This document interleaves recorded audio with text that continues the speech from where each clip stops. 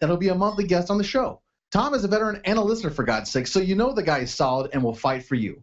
Give Tom a call today by calling 417-864-0552 or email Tom at capstromlaw.com. And don't forget to tell him that Vets On sent you.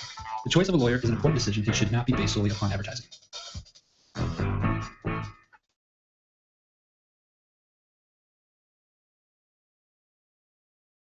Show you.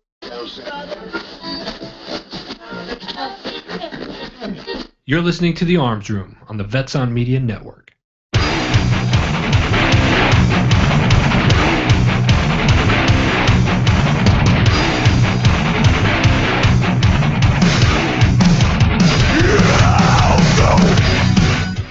All right, you are on the Arms Room with Glenn, and we have to excuse John today.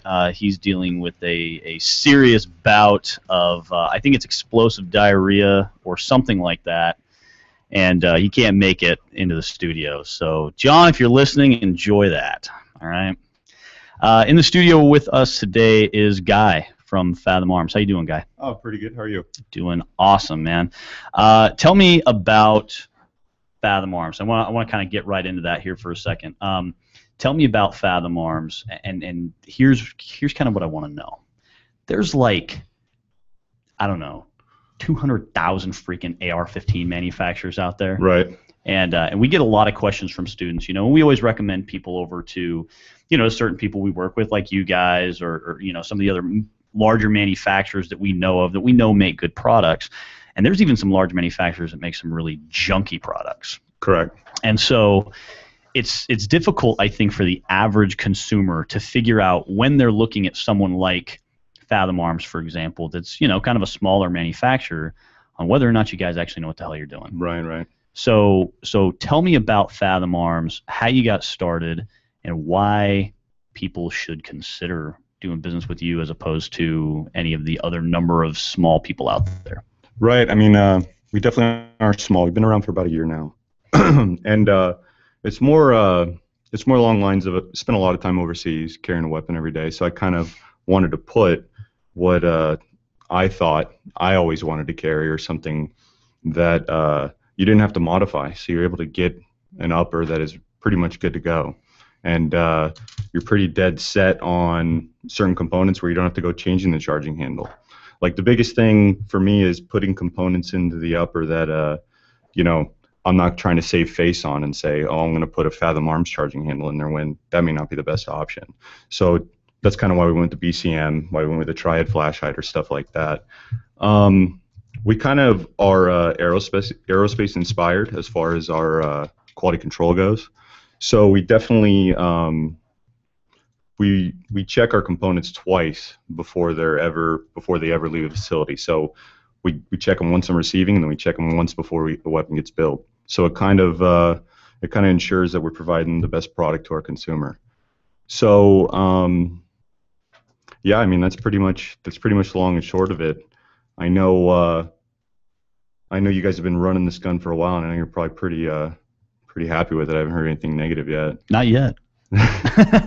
No, this upper out on the table is the same upper we had out here earlier in the month, and it is the F1 upper. Correct. And right now it runs. Are they all always going to have a carbine length gas system? No. We're going to be incorporating mid-length, but the biggest thing, and you and I have talked about it a few times, but the biggest thing for us is I want to release something to the public where they're going to be able to drop in and run it. I'm not trying to overcomplicate it or have something short stroking because they got to change buffer out or anything like that. I want it to be drop in ready. So I think our main goal is to, when we include the upper, is to include a buffer. So it's a true drop-in kit that's ready to run. And I think that that's a big part of, in my conversation with you, that separates Fathom Arms from a lot of the other, you know, upper assembly manufacturers, and that is there's a lot of people out there, they get their upper, they slap their name on it, whatever. They slap someone else's barrel, they slap someone else's, you know, handguard or a quad rail system or whatever they're going to throw on it. They throw some sights, they throw some kind of muzzle device on it, throw in some kind of crappy BCG, bull carrier group or whatever.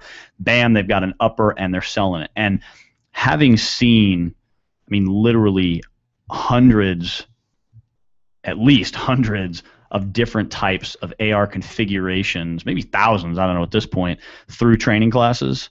Not to mention, military, police, and all that kind of stuff, but just through our training classes, the crazy stuff that we've seen with the average person who's typically buying an upper, sometimes even from a well-known manufacturer, and the thing's not even put together right. Right. And they're having problems with it right out of the gate. In fact, we had a student, man, it's probably been late last year, I think, in one of our carbine classes, brings us rifle, and it's crapping nonstop. In fact, it was shortly after you gave us this upper. Mm-hmm. Things just crapping nonstop. By lunchtime, this guy has experienced every major malfunction that an upper receiver can experience, And so what we did is I pulled his upper off, and I said, dude, we can't run this anymore in class. Like, I'm all about training with your gear, but this thing is like a total piece of junk. Right. And so I took this upper and put it on his rifle, and I said, here, you need to shoot this thing. You're not going to have any problems with it. Run it hard. Do your thing. And he tells me, well, that other upper, it was built by, this friend of mine who's a Marine Corps armor or whatever. Mm-hmm. And I'm like, well, that's all fine and dandy, but the problem there is that just because he was a Marine Corps armor doesn't mean that he knows crap about putting an upper assembly together from various different components, as opposed to, just dealing with whatever guns were in the armory. So that's the kind of, I think, products that people are scared of when they're going to, some of the smaller local manufacturers, is they're scared of that kind of thing, where a guy who has been through one armor class or maybe spent a little time in the military or whatever, and knows a little bit about rifles, but doesn't necessarily know how all the components go together, what grade of components they're looking for. So talk to me a little bit about what are people looking for in an upper receiver? Obviously the answer is go to fathomarms.com.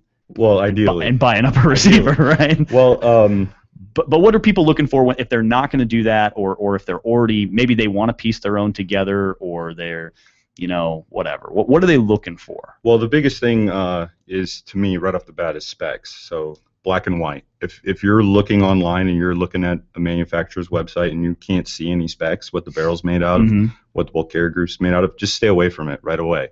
Just don't even play around. So we could talk about the barrel for a second. I think at a bare minimum, 4142 pressure heat treated is the minimum for a chromoly barrel. Stay away from 4140.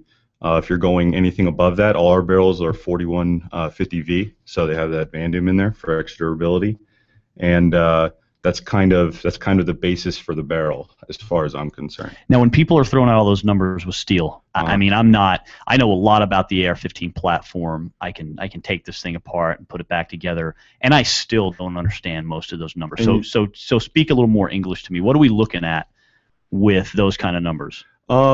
Basically, the biggest thing that we're looking for is more of like a hardness. Okay. So the higher the number, the higher the hardness? No, it varies. How does it work? It's more of like metallurgy and stuff like that. So there's different types of metal content within the barrel.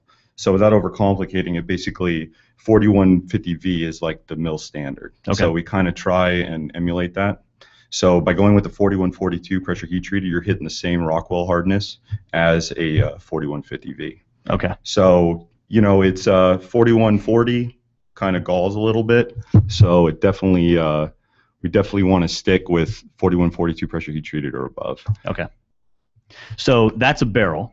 Correct. Now, how do we, if we're looking at specs on an upper, or maybe we're even building parts to go together, what are we looking for on an upper receiver? Like if I was going to buy a stripped upper receiver, or maybe I'm even buying from a company who talks about their upper receiver. Is there really a big difference in upper receivers? Yes and no. If you're going with like you basically want to stick with 775 T6. You see billet receivers that are 60, 65, but you don't really want to.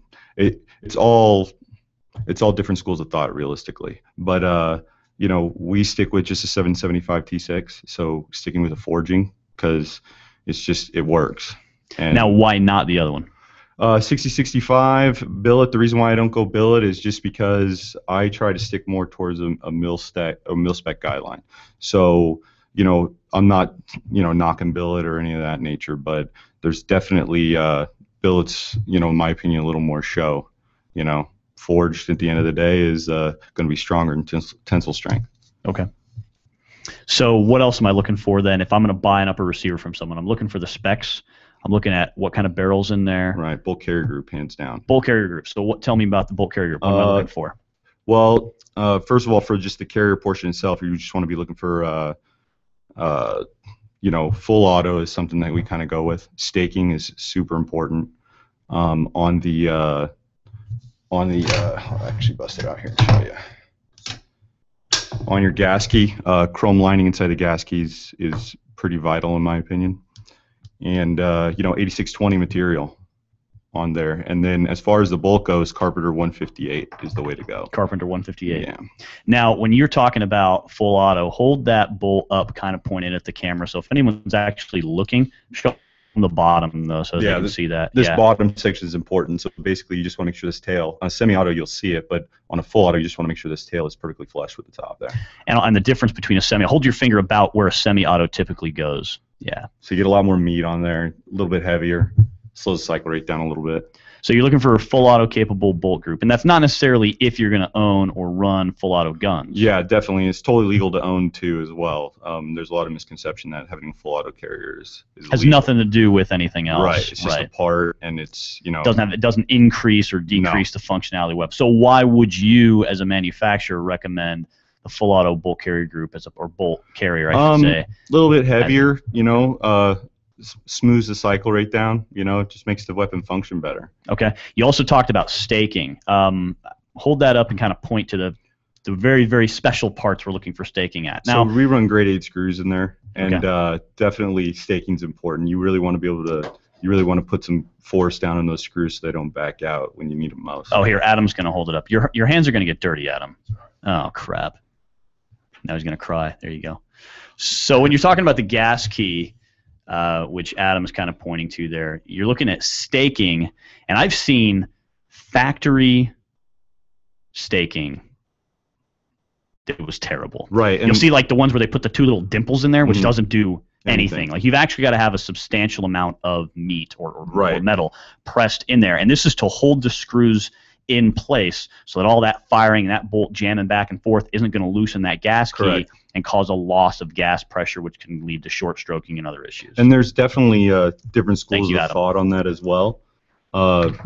Young, for instance, they don't stake their gas keys. It's something they don't feel they do. And it's just this constant debate of what's right and what's wrong, and you just have to kind of wade through it and find middle ground on what's going to work for you. And an interesting thing, and I want to get your take on this, an interesting thing I found recently was we were running a class, and this guy he had an M&P, Smith & Wesson M&P, what do they call it? Their sporter or sport something. It's a 4140 barrel, by the way. Okay. Just throwing that out there. So no dice. All right. So it's like it's like a really cheap, like as cheap as you could possibly make this thing, and I mean brand new out of the box. Shot it a few times, brought it to class. Well, I've had a couple problems with it. I want to see what it is. I'm going, it's probably a lube issue or something. That's usually what it is. We start running this thing. I mean, every 4 to 6 rounds, it has it's this weird malfunction. It's not a typical malfunction. Basically, what was happening was about every 4 to 6 round, the round would be getting stripped off the magazine, almost going into the chamber, but then the bolt would be behind it, but it would be pushing it. The rim of the cartridge would not be locked into the extractor, right? It was like the bolt was out of spec. Right. So I started doing the typical, let me fix this armor thing, and I'm just like one component at a time is getting changed. One component at a time is getting changed. Finally, we figure out the bolt's out of spec. We broke down to the point where I said, okay, we've changed everything in here that we can. Let me pull a brand new bolt out. So I pulled a brand new bolt out of my kit, put it in there, ran like a top.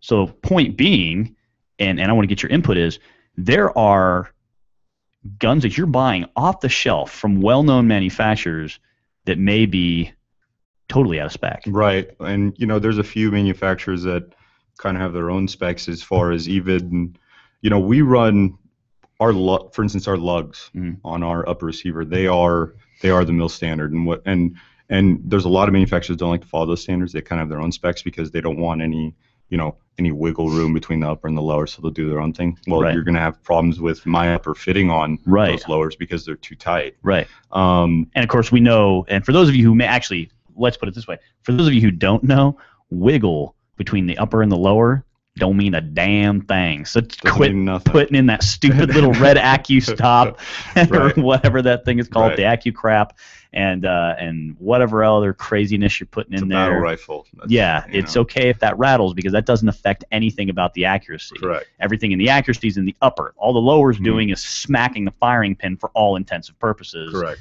So it doesn't really matter if they rattle. That's a fact. And as far as out of spec bolts, and manufacturers usually only fire a couple rounds to their upper before it goes out to the public.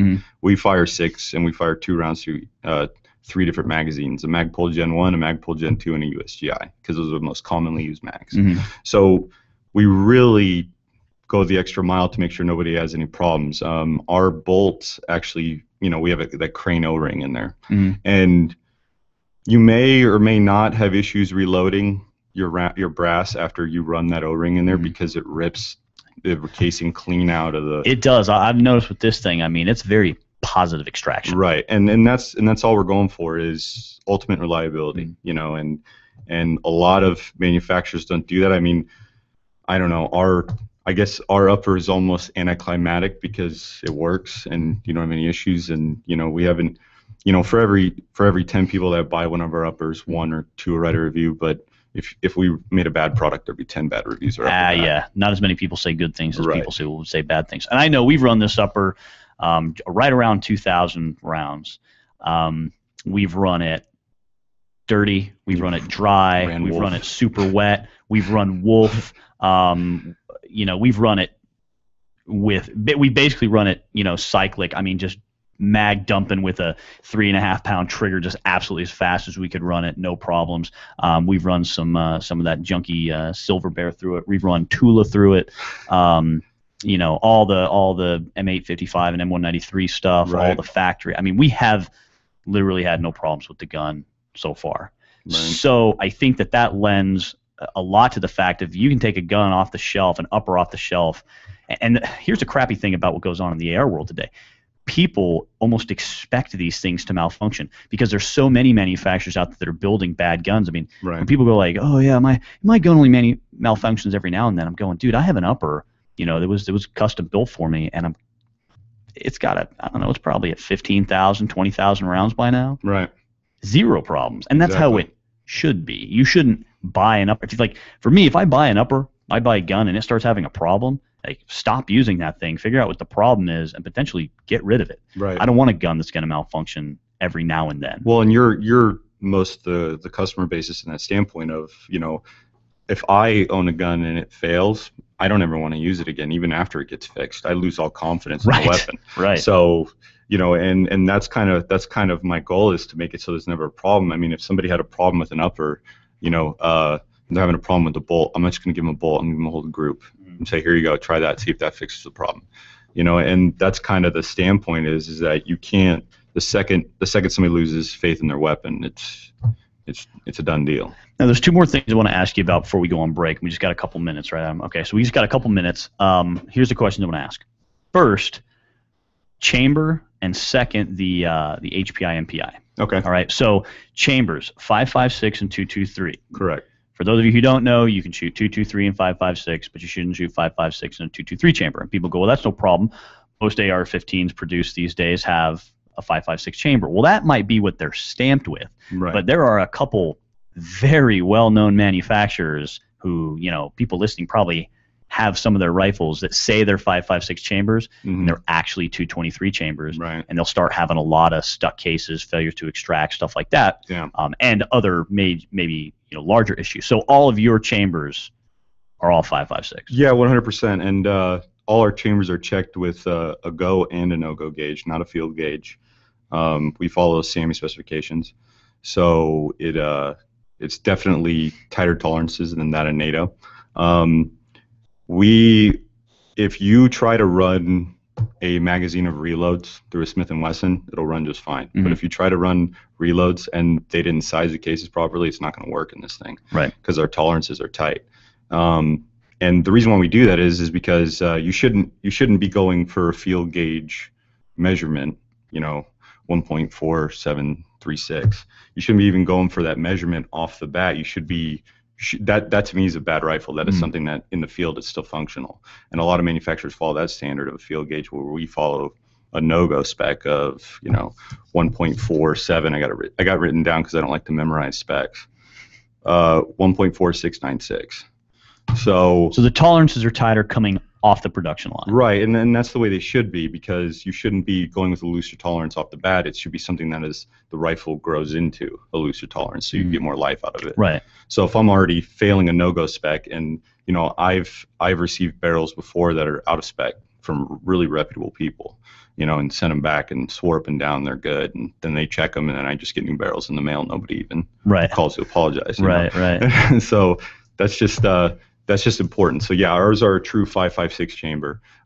We run a 1 and 8 twist. I think this one I gave you is a 1 and 7. Yeah. But we've kind of stuck with the 1 and 8, and the whole basis of that is we're trying to hit a market where everybody can, a 1 and 8's a good median.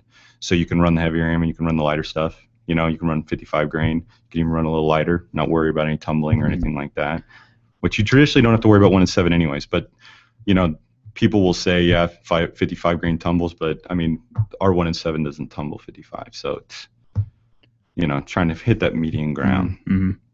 Well, and typically speaking, and then correct me if I'm wrong, but this is usually what I'll tell students who ask, is like, if I'm gonna run a 1 and 7 twist, which for those who may not know, that's 1 turn for every 7 inches, right? So correct. A 1 and 7 twist, I usually like to say, don't run anything less than 55 grain. Right. You can run all the way up to 79 grain, whatever you want to run. 1 and 8, typically don't run anything less than 50 grain. And then with a 1 and 9, feel free to run whatever the hell you want. Right. So if, like, for a lot of the hunters out there who are hunting small game, they're shooting prairie dogs or rabbits or coyotes or whatever, and they want to run those 45 grainers or those 42 grainers or the 52 grainers, those are usually people I say, you might want to consider a 1 and 9 twist. Right. For an average battle rifle where your standard loads are 55 grain, 62 and 69 grain, feel free to run a 1 and 8. I think is a fantastic compromise on that. Yeah, because you can still run some stuff that's a little bit lighter. Right. You pick up some of those 52 grain hollow points or whatever, you can still run. Right. And I mean, we follow mil spec a little bit, but we stray a little bit too, where I feel like we should be cheating. Everybody's 1 and 7 is the standard for mil spec, but we'll go 1 and 8 in some areas where I feel like it's an improvement. So if I can, I don't know if you can really improve on mil spec. It's kind of the standard. It's been set, but we try our best to compromise with everything to make it pleasant for everybody who buys the gun. They're going to enjoy it. All right, so here's what we're going to do. We're going to take a quick break. When we come back, I want you to tell us about HPI, MPI, and why that's important to look for and get. And then I want to kind of get going a little faster and talk about the 300 Blackout, which is something a lot of people are interested in, I know. So you're listening to The Arms Room. Are you or someone you know looking for a new job or career? The Vets on Media family would like to invite you to the National Career Fair in Phoenix on July 28th from 11 until 2 p.m. This free job fair will be held at the Phoenix Airport Marriott Hotel, located at 1101 North 44th Street, Phoenix. This is your chance to meet some of the top employers in the Phoenix area face-to-face. Get ready to jumpstart your new career at the National Career Festival in Phoenix, July 28th from 11 until 2 p.m. at the Phoenix Airport Marriott Hotel, 1101 North 44th Street, Phoenix. For more information, visit ncfairs.com/Phoenix. Again, that's ncfairs.com/Phoenix. Breaker 1-9. How about that bandage? You got some ears on, son? Have you ever wanted to be a truck driver? If so, pay attention. If not, pay attention anyway. Southwest Truck Driver Training offers everything you need to get started. You can get hired before you begin training. They've got GI Bill approved training facilities, day, night, or weekend programs to fit your busy schedule. And if you have any questions, no sweat. They've got veteran supportive campuses with veterans on staff to serve you. And on top of that, they have lifetime job placement assistance. Put the pedal to the metal. Call Southwest Truck Driver Training today.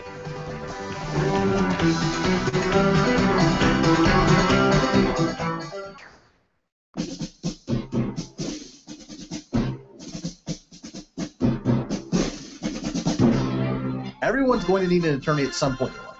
I'm no different. Hey everyone, it's James from Vets On. Whether it was my last will and testament before deployment or my ongoing custody battle for my children during my divorce. I needed help, so I lawyered up. If you need help, I urge you to contact Capstrom Law Firm. Capstrom Law Firm in Springfield, Missouri services clients throughout the state in criminal law, personal injury, and family law. With over 13 years practicing law, Tom Capstrom understands both law and court procedures and how stressful they can be. Let Tom Capstrom Law Firm and his dedicated staff take the stress and worry out of a difficult situation by calling him today. We feel so strongly about the work that Tom and his staff are doing that he'll be a monthly guest on the show. Tom is a veteran and a listener, for God's sake, so you know the guy is solid and will fight for you. Give Tom a call today by calling 417-864-0552 or email Tom at capstromlaw.com. And don't forget to tell him that Vets On sent you. The choice of a lawyer is an important decision and should not be based solely upon advertising. Are you sick and tired of being sick and tired? Are you or someone you know suffering from eczema, diabetes, or vitamin deficiencies?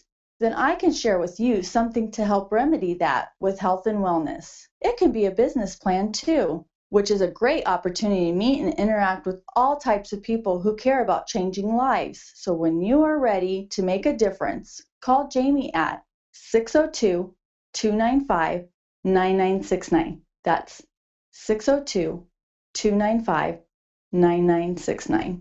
Hey everyone, it's Adam from Vets On. Are you or someone you know looking for employment? Then look no further than iVetX. iVetX is placing veterans with the right hiring companies. Join their mission in putting veterans in inspiring careers with ensured success.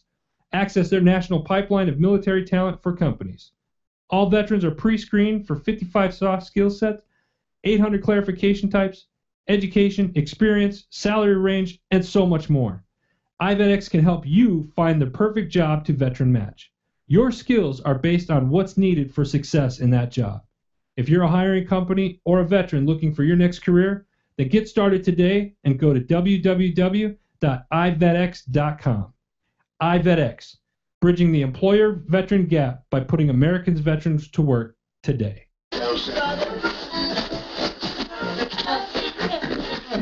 You're listening to The Arms Room on the Vets On Media Network. All right, you're back with The Arms Room. Today we have Guy from Fathom Arms. We've been talking about upper assemblies for AR-15s, and we've thrown out a lot of tech specs and a lot of information about what you're looking for from a manufacturer, what you're looking for if you're going to build your own or whatever, and talked about even how some manufacturers that are pretty well known are putting out rifles that aren't really that well made. I mean, the fact of the matter is you can't cut corners without cutting corners. You know what I mean? You can't shave price when you've got a manufacturer who's selling, $1,100, $1,200, whatever complete rifles, and then selling some $600-$700 rifle. Like they didn't cut corners some magical way to save money without really damaging the potential of that piece of equipment. Right.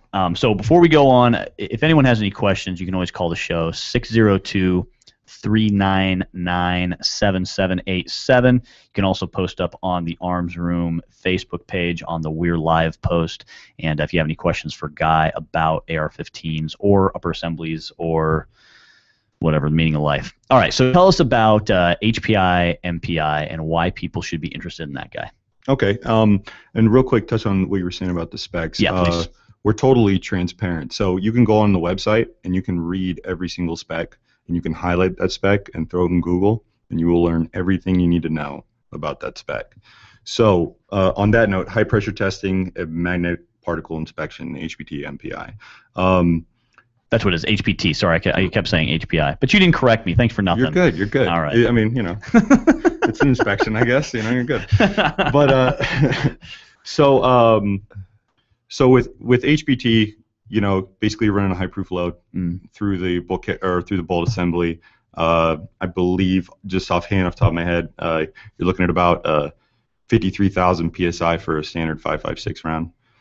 Versus, so you get a high proof load. Hornaddy's who actually makes those, and it's about 60,000 psi. So basically they do that, then they just magnaflux it real quick and check for cracks or any imperfections. There's different schools of thought on that as well with anything else.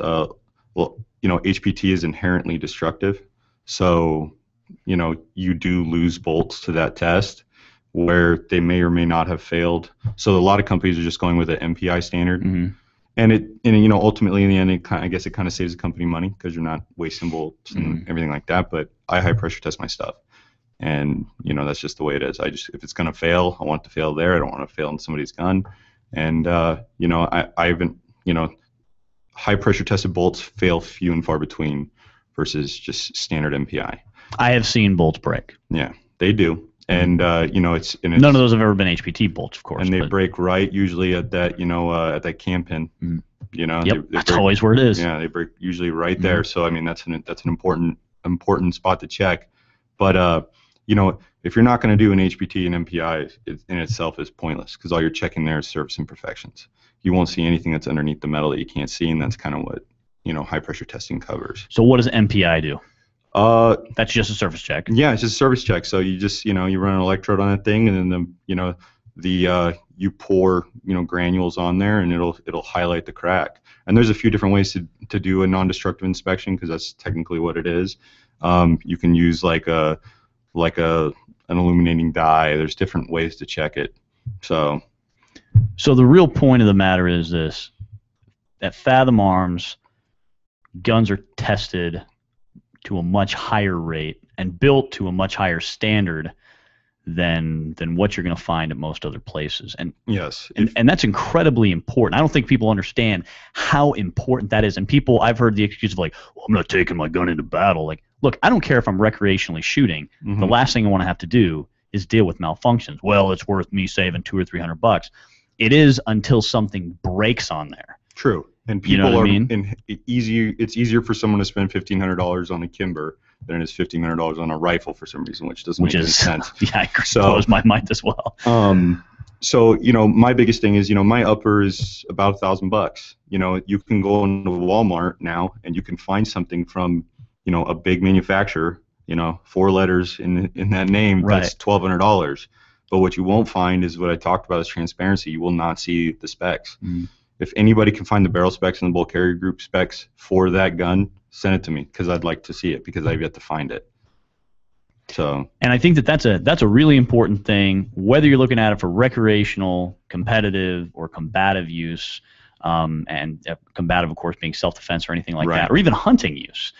I want a firearm that I know has been tested thoroughly, that I know when it's been put together, it's operational, it's gonna perform to a standard higher than what I'm going to push it, simply because I know that way it's not going to fail me. Right. Basically, you're saying a lot of other guns, even from larger manufacturers, are really only pushed to kind of a sloppy standard that people will likely push their guns to. And again, being in the training business and seeing so many guns come through classes, I see them fail. We see them fail on a regular basis.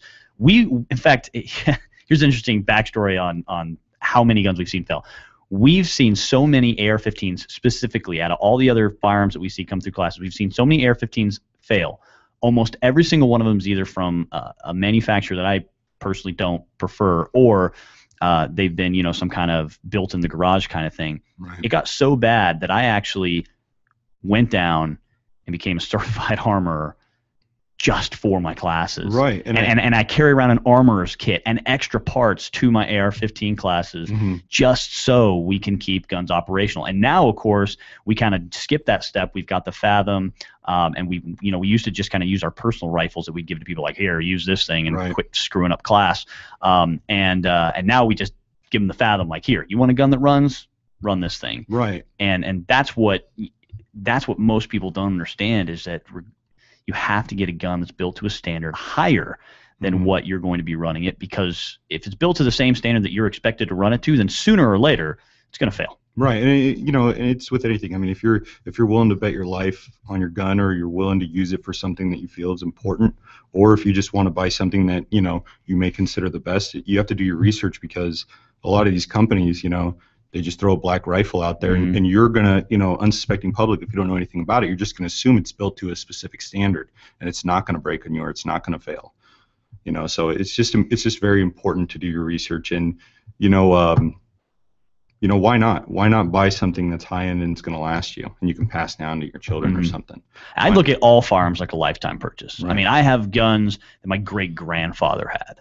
that, you know, he didn't necessarily look at him as a lifetime purchase when he bought him, but nowadays I'm looking at everything I do like, I'm not just buying this gun for me. This gun is for my kids and for my grandkids and for whoever else is going to use it after me. So why not spend good money on good equipment so that the thing's going to last forever, and so that when my kid gets it, it's not all junked out. And you know, if I start with a bad chamber, a sloppy chamber, then by the time it gets to them, man, the thing's going to be like a freaking rifle out of basic training. You know what I mean? Buy once, cry once, and you know it's actually cheaper in the long run. So let's talk a little bit about different calibers, because I know that's a big thing right now. It is. Yeah, AR-15s really got fired up on 5.56, 223 stuff, but I want to talk about the 300 Blackout specifically. Okay. There's tons of calibers out there that you can pump through an AR platform, even 243 and 6.5, 6.8, and all these different rounds. But the 300 Blackout is incredibly popular, and I think the biggest reason that it's gained popularity is because 30 caliber. Right. It's going wicked fast. It is. It's got a lot of energy. And when you run that thing suppressed, which is what it was designed to do. That's the key. People forget that it's the 300, they call it the 300 Blackout, but if you want to get technical, it's the 300 AAC, because Advanced Armament actually came up with the design of the round, and of course Advanced Armament makes suppressors. And so the 300 Blackout was specifically designed to be run suppressed. And I can't remember the specs on it now, and maybe you can tell me this, but it's like a 300 Blackout suppressed is only like a couple decibels louder than a 22 mag or something like that. It's very quiet. I know the AAC. When you run their cans on that, you get a 35 decibel reduction like right off the bat. Yeah. And that's even running supersonic. So if you run sub, it's subsonic is what I'm talking about. It's wicked quiet. It's crazy. But that's why it was designed. And we kind of, people nowadays, I've had requests. 300 Blackout's an amazing round for inside 400 yards. Even closer for the average shooter, 200. Because you're looking at like a foot and a half bullet drop. As soon as it gets past 200, and especially when it gets past 300, that thing starts to drop. Right. Fast. But for the average person, that's a standard engagement range inside of 300 meters. Right. I mean, the energy that thing puts on target at 200 yards is like, from what I've read, is about 16 to 7% more than a 7.62 by 39. It's a powerful round. Oh yeah, it really is. Now, upside to 300 Blackout, it's lots of energy because lots of velocity and good mass, right? Runs beautifully suppressed. I've shot quite a bit of 300 Blackout suppressed, and I mean, it's like there's not a lot of things. I've shot so many firearms in my life that it takes a lot to kind of make me giggle and grin. Right. A 300 Blackout suppressed will make you grin. I mean, it really is incredible. Yeah, it's a work of art. It is. So there's a lot of cool factor to 300 Blackout. I see now they're making bolt guns in 300 Blackout. Remington just released theirs not too long. That's maybe a year ago or so, but nice little compact bolt action that's already pre-threaded and everything, so you can mount a suppressor on. I mean, what a beautiful little hunting rifle that would be. But let's talk about some of the downside to 300 Blackout. Right. So definitely range is a huge disadvantage. Range is a problem. Big time. You can run, typically you have to stick to a pistol and gas system with 300 Blackout. If you do that, you can run subsonics and supersonics, and you won't have to worry about adjustable gas blocks or anything. You have to worry about 5.56. Let's see. I got some more notes here for that for sure. Well, another big problem, of course, is ammunition. The price is outrageous. Factory 300 Blackout is crazy expensive. Now, you can roll your own for you reloaders, and the cool thing about 300 Blackout is that you're putting it in a 223 case. Right. So you got to trim down the cases and cut them, and you got to size them and all that kind of stuff, and you got to make sure you get that done right.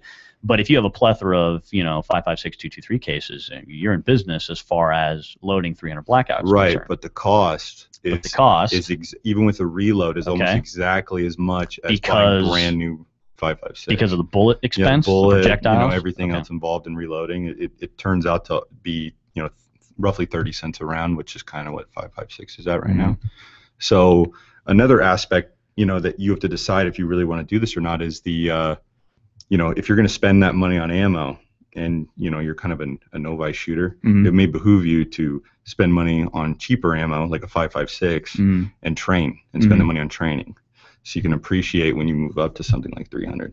But I mean, it's different strokes for different folks. If people want to, I'm a diehard 5.56 guy. I mean, I love it. But I've had a lot of requests for 300, and I think we're going to start offering that because of the requests.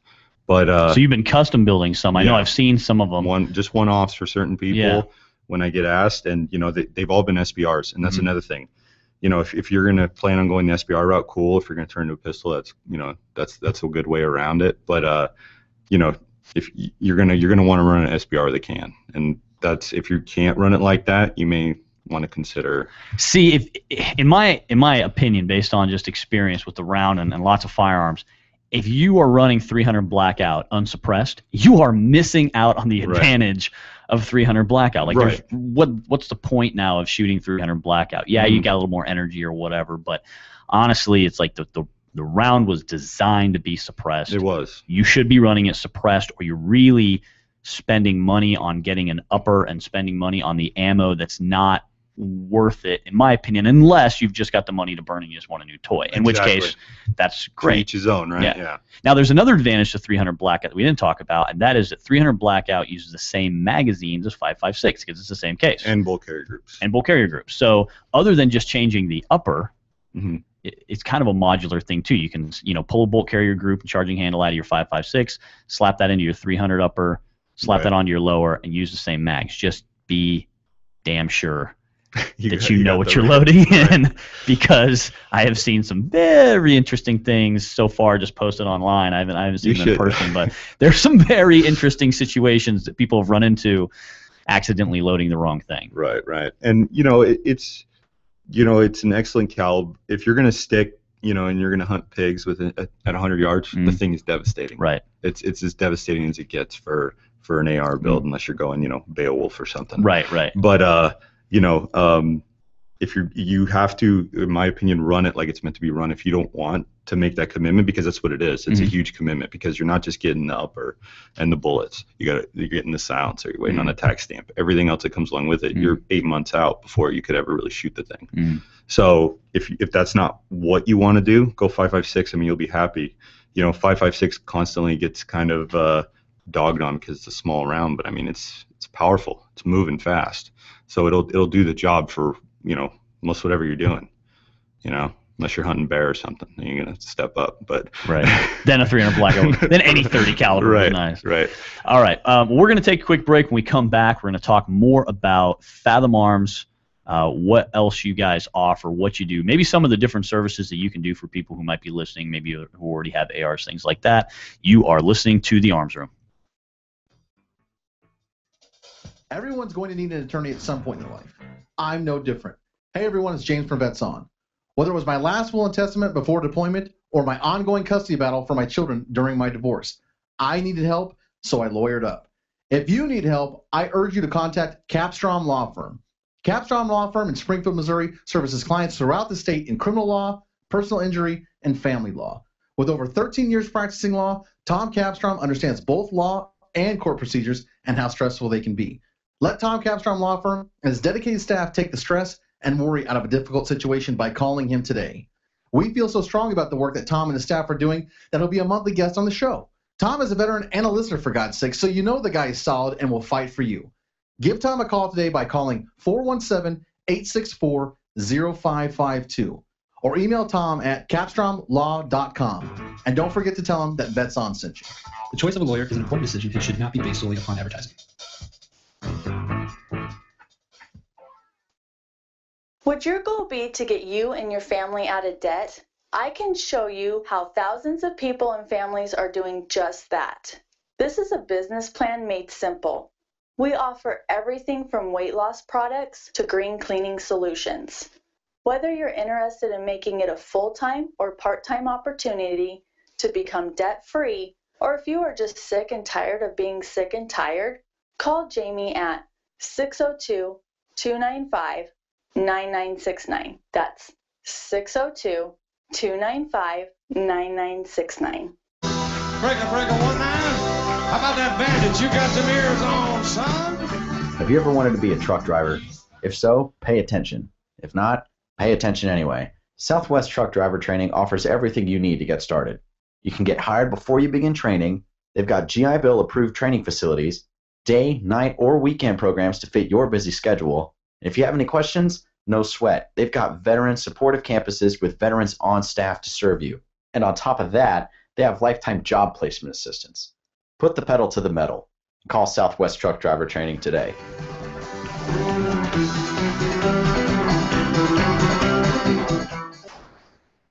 Do you need an extra push to start your day? Well, then tune in to Addie's Radio.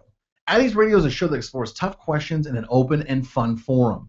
The program also engages hard-hitting issues concerning veterans' physical, mental, emotional, and spiritual health.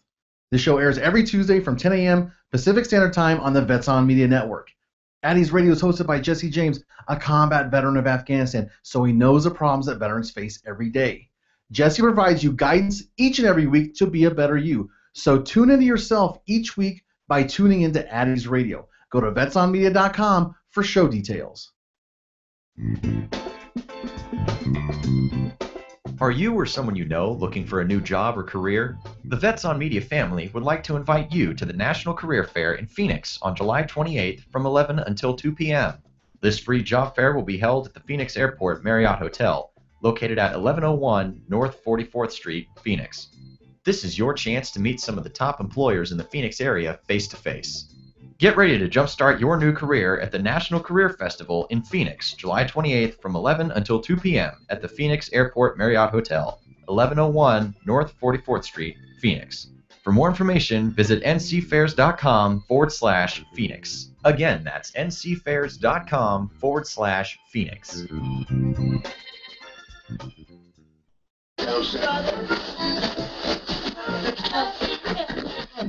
You're listening to The Arms Room on the Vets on Media Network.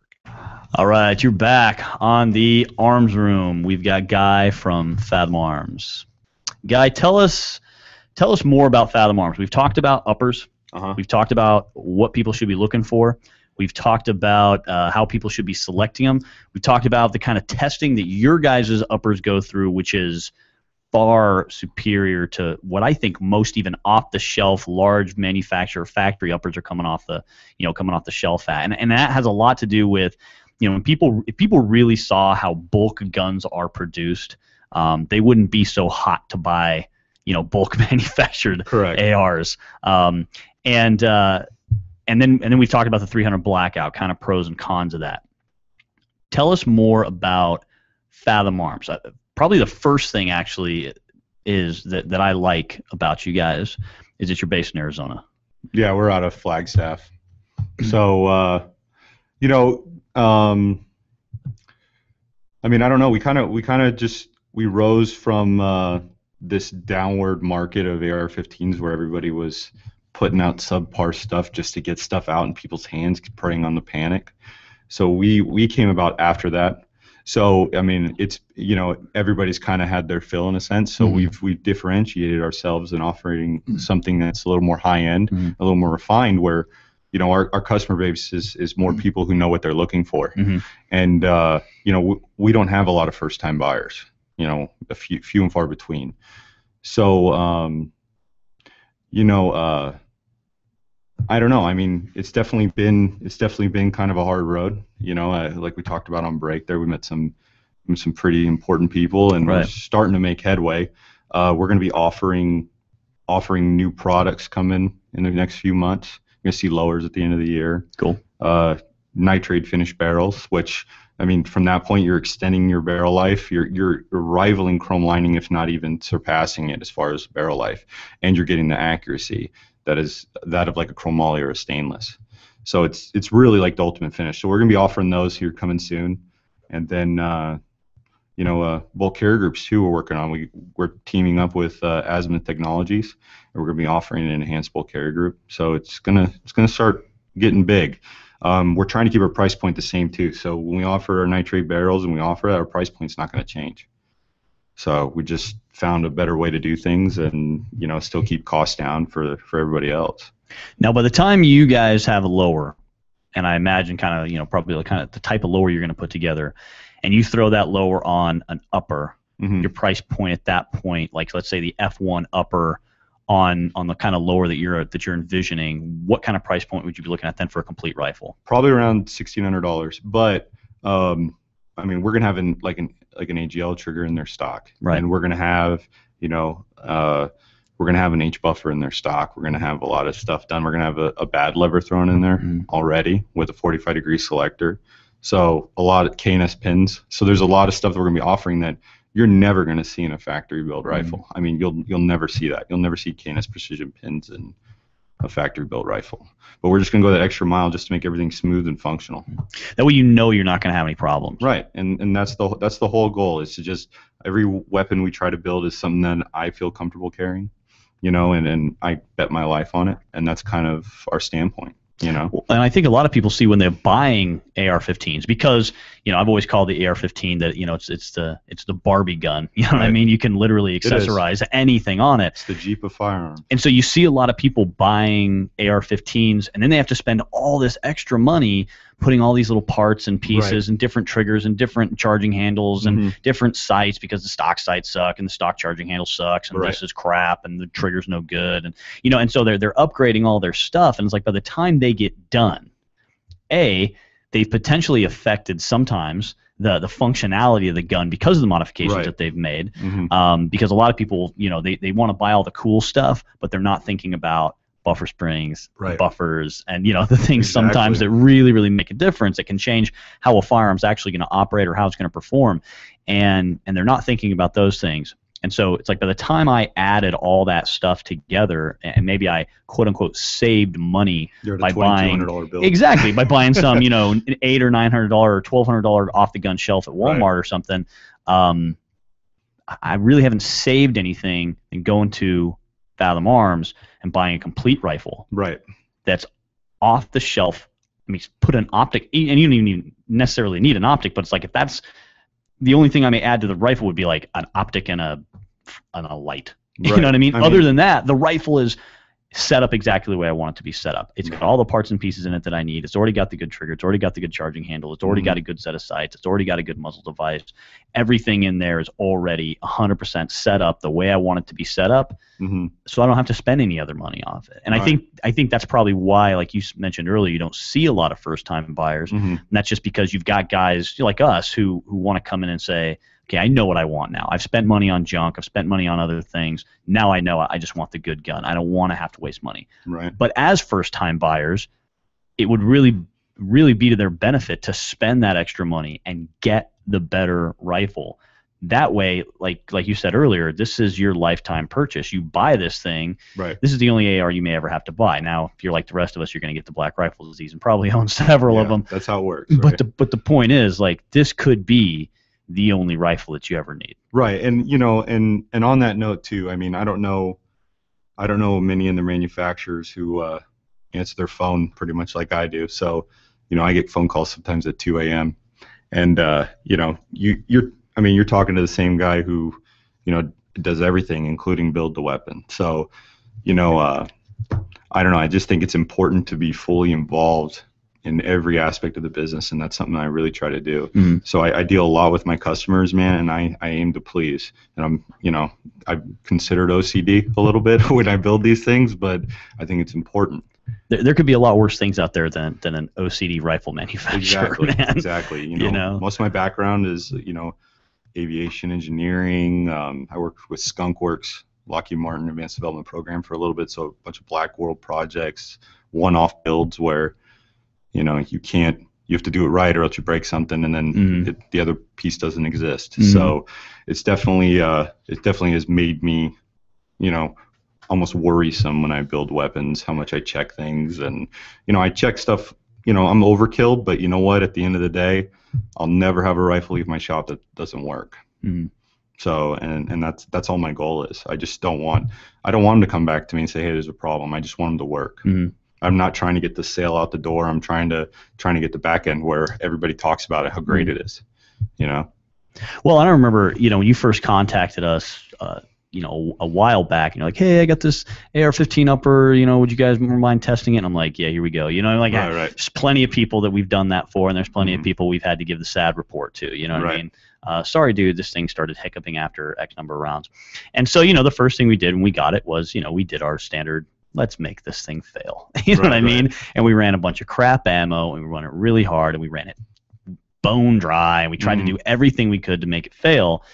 And when it wasn't failing and we were trying to make it fail, then we're like, all right, well now let's treat it right. You know what I mean? Right. So then we started treating it right, and of course, you know, it's still running like a champ. And I think that's that kind of treatment and a firearm performing perfectly under those kind of conditions is due to the higher standard that you guys, you know, test your guns to. And like you said, kind of that OCD mentality. We want it to be right the first time. Well, and we incorporated other stuff in there too. You know, we went all of our uppers come with a melanite gas tube. You know, anti-corrosion, last a while. Won't have to worry about ever replacing the gas tube the life of the weapon. It'll always be there. And you know, nitrate / melanite, however you want to say it, has, you know, kind of some inherent lubrication properties in there, so it'll stay cleaner than a traditional stainless tube. And it's just stuff like that we did when we built that. Same with our gas block. Our gas block's melanite or nitrate finish, however you want to say it, you know. And you know, you're never gonna have those issues with like a clogging gas tube or any of that short stroking. You just won't have them. So if someone was going to buy an upper today, is there any lowers out there on the market right now that your uppers have a hard time with? As you were mentioning earlier, sometimes people build weird spec stuff. Yeah, and what lowers are they going to have maybe a problem? I wasn't with? Trying to say it because I didn't want to air it out, but I guess. Go ahead, dude. Rock River Arms. All right. Just whatever you do. Rock River Arms, they're very specific when they build their uppers and lowers, and they actually massage the uppers and lowers together at the factory before they ever go out, because they're trying to get that no tight fit. But all they did at that point was made every other person who follows the standard, it won't fit. I have seen that issue in person as well, where uppers from other manufacturers would not work on Rock River lowers. Right, and it's a common thing. You know, if any upper manufacturer, I think BCM has corrected that issue with them. They run a little bit smaller in that rear lug, I think now, but you know, you'll be hard pressed to the Daniels Defense or anybody else. You know. Okay. So someone wants to order them. Let's talk about how they can get that done. Now, this is an upper receiver. It's a non-serialized part. Correct. So you can send this USPS straight to someone's house. Yep. Thank you, Postal Service or FedEx or whatever you choose. So if you want to if you have a lower and you're like, man, I've just been looking for a better upper, you can order an upper straight from Fathom, and it gets shipped right to your door because this is a non-serialized part of the firearm. We're about like a 1 week back order, and the reason being is we build everything but throw the flash hider on. And so when you pick your flash hider or brake, you have a choice between a PWS Triad, which is a fantastic. And that's what's on this gun, and I've enjoyed it a lot. Yep, it's pretty quiet, and you know, you have it keeps the muzzle down a little bit, and then you got the FS556, which is don't ever take it to an indoor range. No, that is a freaking that is a fire thrower even in the daytime. Man. And it is absolutely. But it's a hell of a comp. It is extremely good comp, and you know, if you're gonna go out and shoot outdoors a lot, you know, but don't use that thing for home defense. So if let's give everyone your contact information here real quick before we wrap things up. Fathom Arms. And that is FATHOM Arms. Yeah, like the depth. Like the depth.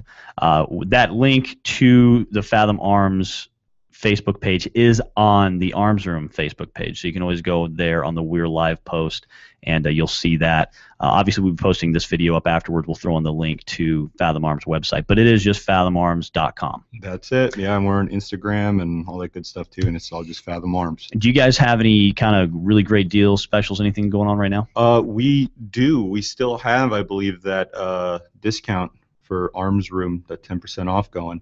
And it's just Arms Room, all lowercase, one word. And I'll look at it today, but if anybody has any trouble, they can just email me. We'll get fixed. Cool, and that's 10% off the purchase of all Fathom Arms products. So we have on the website. We have some targets up there, and that's the only thing you don't get a discount on. Cool. So other than that, as far as you're talking about the firearms themselves or the uppers or whatever, yep. Awesome. Well, Guy, thank you for coming in today, man. I really appreciate it. Next week, Adam, what are we doing next week? You don't know. Thanks for no logistical support. Hold on a second. let me pull this up. You keep changing stuff. I did. I totally changed the whole thing, and now I don't remember what we're doing. Okay. Now I know. Cool. All right. So next week we're going to be talking about the importance of training journals and after action reports and why when you train, whether you're doing physical fitness training, medical training, firearms training, whatever it is you're doing, knife throwing, I don't care. Regardless of what kind of training you're doing, why it's important to keep a training journal and to keep records of what works, what doesn't, what you need to improve and all that, and how that's crucial to becoming a better you. You like that? It's almost like motivational. All right. So, again, thanks, Guy, for coming in. Appreciate it. Yeah, absolutely. And until next week, stay aware, stay safe, train hard. John will be in the studio again next week, so don't cry too much if you missed him this week. You've been listening to The Arms Room.